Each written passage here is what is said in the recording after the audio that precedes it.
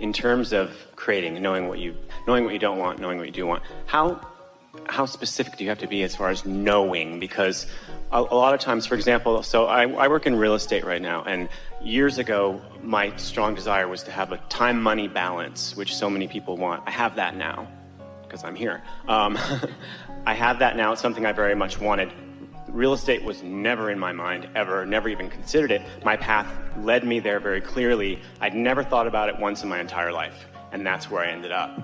And I got what I want in terms of that.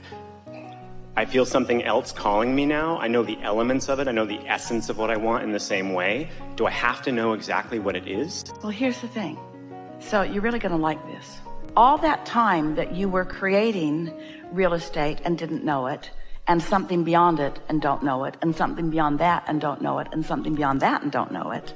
All the time that you were living life and experiencing contrast, you were giving birth to all of those things.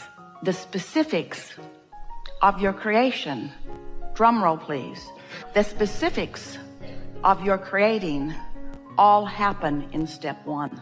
Step one is contrast helps you to decide what you want. Step two is source provides it. Step three is you become a vibrational match to what's been vibrationally provided, and then it comes from the vortex into your experience through the impulses and hunches and actions that you offer. Did you follow all of that? Now that you've got that basis of understanding, you are so specific in step one.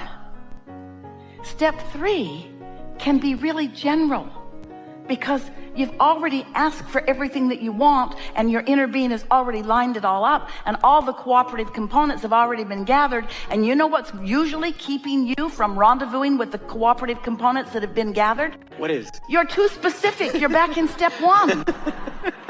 Thanks for playing along. You're too specific. You're back in step one. And what the vibration is made up of, the vibrational components of a question are different than the answer. The vibrational components of a problem are different than the solution.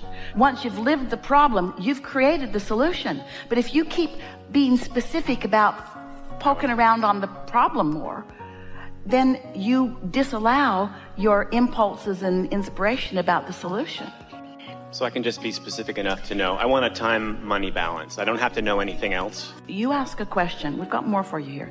You ask the question, how specific do I need to be? Well, we want to say, once you've stepped out of step one into step three, you don't have to be specific at all. You just have to be living happily ever after. You could have your feet dangling in a tub of hot water, and everything you want would come joyfully to you. In other words, if you're not doing something that's in the way, it's coming. It's coming. It's coming. It's coming. It's coming. Rest with that for a moment. You did step one, source did step two. It's done.